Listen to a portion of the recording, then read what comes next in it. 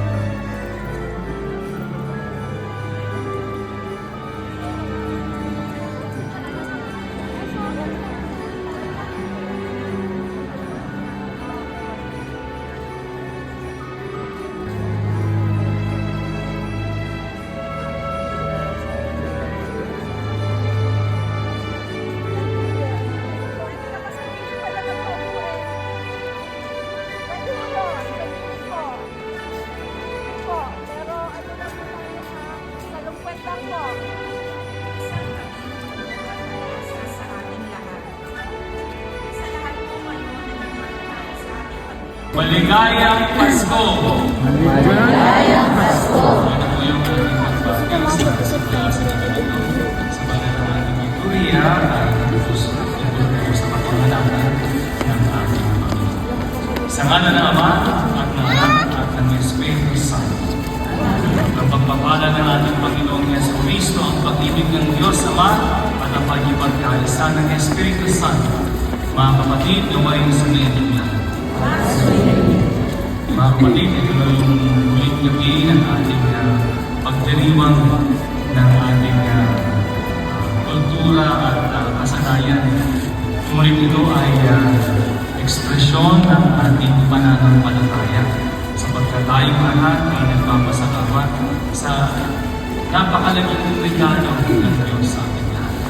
Tulad iba, kundi ito ang kanyang anak na si Jesus. Ito yung araw ng kanyang magsilang sa mundo. Ang pamilya ng kanyang sa alas. Kaya sa liwang ito mga kapatid, kung tayo po ay maging karapat-dapat sa ating banal na pagdiriwang, hindi natin ang ating kasalanan, hindi natin ang kapatawaran na nagmumula sa ating mapagmahal na Diyos. Pagbasa mula sa aklat ng tayo sa Iyas. Nakatanaw ng isang malaking liwanag, ang bayang malao na nasa katipunan.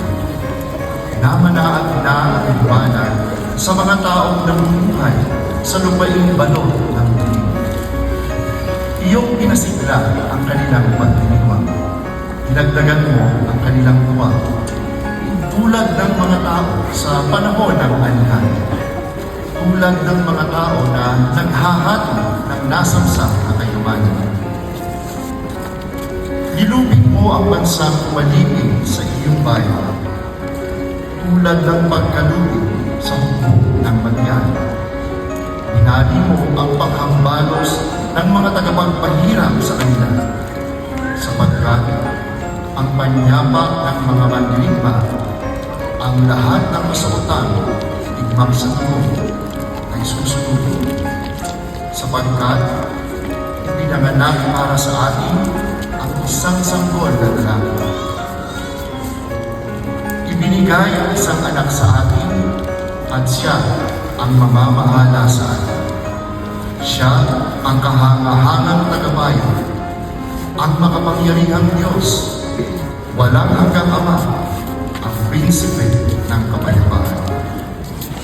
Malawak na kapangyarihan at walang hanggang kapayapaan ang pagkakaloob sa trono ni David at sa kanyang paghahari upang matatag ito at mapanatilihin sa katarungan at katwiran ngayon at magpakailanman, isasagawa ito ng mga pangyarihang Panginoon. Ang salita ng Diyos. Salamat sa Diyos. Inihayag ng Diyos ang kanyang kahandahang loob na nagtutulot ng kastasan sa lahat ng tao. Ito ang siyang umaakit sa atin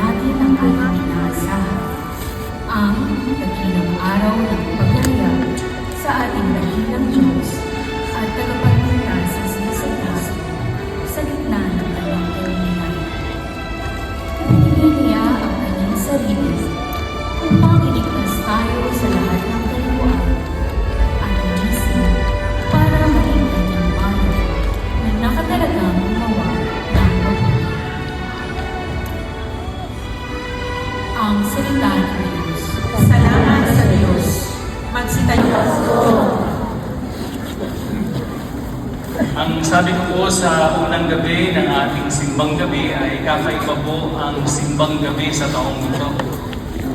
Kakaiba din po ang Pasko sa taong ito. At alam natin kung ano ang dahilan. Una, sapagkat 1,700 years ng pagbalangkas ng Nicene Creed. Sapagkat ang tanong nila, sino ba talaga ang ating pinapaniwalaan, sinasampalatayanan? Noon, ay papahayag lang tungkol kay Jesus na siya ay ang Panginoon. Tapos na.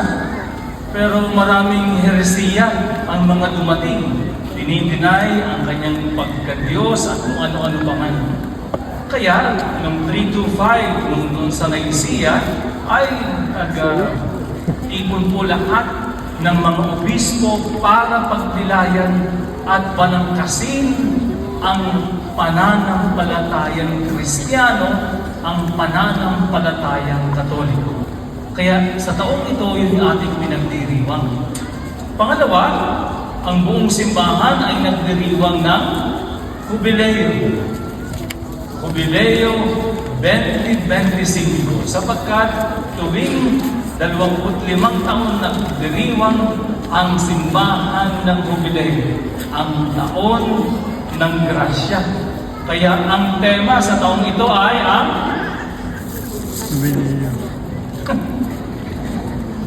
manlalakbay ng may pag-asa sapagkat habang may buhay ay may Pasko. Di mo ba? Habang may buhay, may Pasko.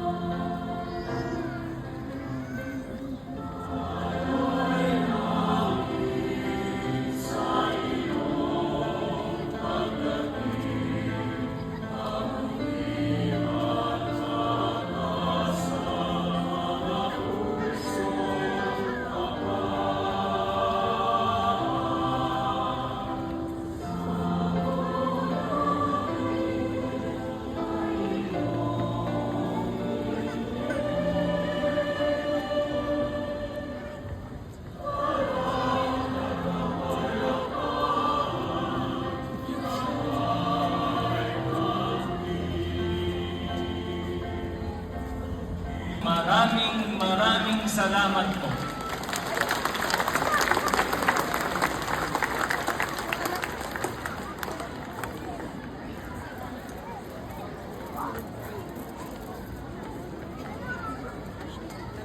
Maraming salamat din po sa inyo, Father Len. Lahat ng kapangyarihan at mapagmahal ng Diyos, Ama, Anak at Espiritu Santo. Amen. Ay pagdiwang na po natin ang Eucharistia, ang pag-ibig ng Diyos sa ating lahat. Kumain tayong dala ang regalo ng Diyos na walang iba kundi si Jesucristo. Salamat sa Diyos. Amen. Merry Christmas to all.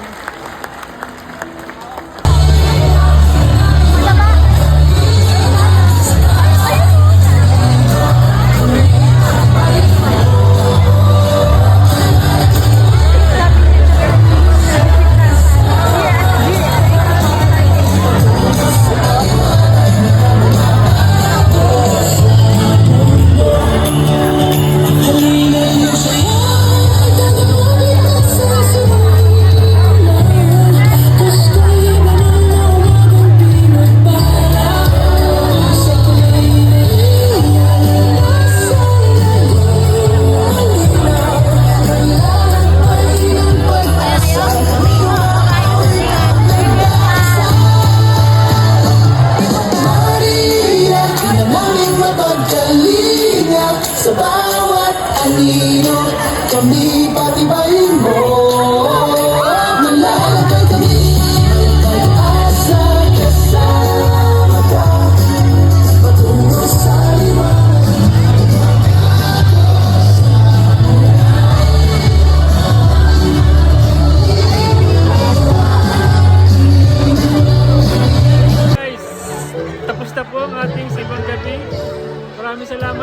pagsama sa akin mula sa unang araw hanggang sa ikasyam na araw. Pagpalain kayo ng may kapal. Wish ko sa inyo lahat ay kapayapaan at more blessings to come.